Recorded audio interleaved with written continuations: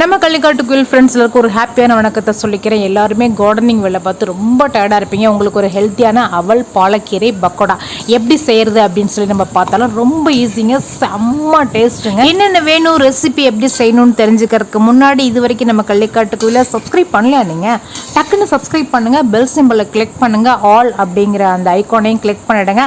என்னோட வீடியோக்களோட அப்டேஷன் உங்களுக்கு வந்துக்கிட்டே இருக்கும். வாங்க ரெசிபிக்குள்ளே போயிடலாம். ஃப்ரெண்ட்ஸ், இன்றைக்கி நம்ம ஒரு சூப்பரான அவல் பாலக்கீரை பக்கோடா தான் செய்ய போகிறோம். அதுக்கு என்னென்ன வேணும்னு நம்ம பார்த்துடலாம். ஸோ அரைக்கிறதுக்காக வந்துட்டு என்னென்ன எடுத்திருக்கேன் அப்படின்னா, மிளகாய், உங்களுக்கு காரம் எவ்வளோ வேணுமோ அதுக்கு தகுந்த மாதிரி வந்துட்டு மிளகாய் எடுத்துக்கோங்க. அதோட வந்துட்டு பூண்டு இருக்கு இல்லைங்களா, பூண்டை வந்து தோல் நீக்கி அந்த வாழை கட் பண்ணி நான் போட்டிருக்கேன். அதோட ஒரு துண்டு இஞ்சி, ஒரு ஸ்பூன் ஜீரகம், இதை அரைக்க போகிறோம். இதோடு சேர்த்து நம்ம என்ன பண்ண போகிறோம்னா, இந்த அவல் எடுத்து வச்சுருக்கோம் இல்லைங்களா, ஒரு கப்பு அவல். கடலை மாவு எவ்வளோனா, இந்த கப்பில் வந்து 1.5 கப்பு நான் கடலை மாவு எடுத்திருக்கேன். அந்த கடலை மாவோட மிக்ஸ் பண்ணுறதுக்காக பார்த்தீங்க அப்படின்னா, மஞ்சள் தூள், உப்புத்தூள், மிளகுத்தூள், ஓமம், கொஞ்சம் பெருங்காயம், கொஞ்சம் சோடா உப்பு, இதெல்லாம் வந்து அந்த மாவோட மிக்ஸ் பண்ணிக்கலாம். நம்ம கூட போட்டுக்கிறதுக்காக வந்து வெங்காயம், பாலக்கீரை, ஒரே ஒரு வெங்காயம் தான். அந்த ஒரு வெங்காயம் வந்து எவ்வளோ வருதோ அது மாதிரி 3 மடங்கு வந்து பாலக்கீரை வந்து கழுவி கட் பண்ணி எடுத்துக்கோங்க. இப்போ இதோடு நம்ம வந்து மிளகாய், இஞ்சி, பூண்டு, இந்த அவளையும் வந்து கழுவி ஊற வைக்க வேண்டாம், அப்படியே இந்த மிக்ஸி ஜாரில் போட்டு கரகரன்னு அரைச்சிட்டு வந்துடலாம். இப்போ பார்த்தீங்கன்னா இஞ்சி, பூண்டு, மிளகாய், சீரகம், இதோட வந்துட்டு அவளையும் சேர்த்து நல்லா கரகரன்னு அரைச்சாச்சு. நைஸாக அரைச்சிட வேண்டாம்.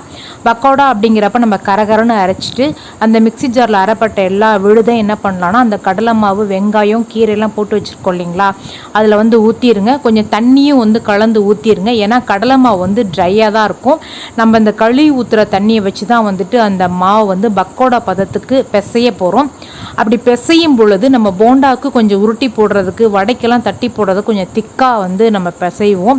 இது பக்கோடா அப்படிங்கிறனால உதுத்து விடுற அளவுக்கு, அதாவது போண்டா பதத்தை விட கொஞ்சம் தளர நம்ம பிசைஞ்சிக்கிட்டோம் அப்படின்னா போதுமானது. மாவு சரியான பதத்தில் பிசைஞ்சாச்சு. ரொம்ப டைட்டாக இருக்கக்கூடாது, ரொம்ப தளரவும் இருக்கக்கூடாது. பக்கோடா உதுத்து விடுறதுக்கு தகுந்த மாதிரி இருக்கணும். சால்ட் வந்து செக் பண்ணிக்கோங்க. எண்ணெய் காஞ்சிருச்சு. பொதுவாக இந்த மாதிரி தண்ணி வச்சுக்கிட்டீங்க அப்படின்னா ஒவ்வொரு தடவை நம்ம போட்ட பிறகும் கையை கொஞ்சம் வாஷ் பண்ணிவிட்டு அடுத்த தடவை போடலாம்.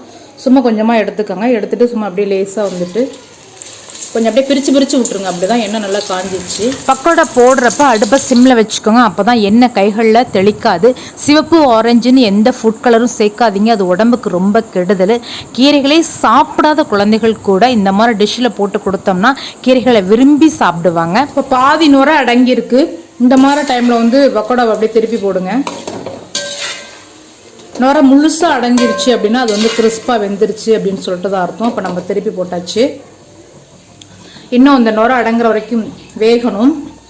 இப்போ நம்ம ஏற்கனவே எடுத்தது இருக்குது பார்த்தீங்களா, இந்த பக்கோடா, இது பாருங்கள் எந்த அளவுக்கு பொறுன்னு இருக்குது பாருங்கள். நல்லா கிறிஸ்பியாக இருக்கும். எப்பயும் அரிசி மாவு சேர்ப்பாங்க கடலை மாவோட, அதுக்கு பதிலாக தான் நான் அவல் சேர்த்துருக்கேன். ஸோ அவலும் கடலை மாவும் சேர்றப்ப நல்லா கிறிஸ்பியாக இருக்கும். சவுண்டு கேட்குதுங்களா? செம்ம டேஸ்டாக இருக்குது. இப்போ சுவையான ஹெல்த்தியான அவல் பாலக்கீரை பக்கோடா ரெடி ஆயிடுச்சு. பிடிச்சிருந்தா லைக் பண்ணுங்கள், ஷேர் பண்ணுங்கள், மறக்காமல் கள்ளிக்காட்டுக்குயில் சேனலுக்கு சப்ஸ்கிரைப் பண்ணுங்கள். தேங்க்யூ ஃபார் வாட்சிங். Have a good day.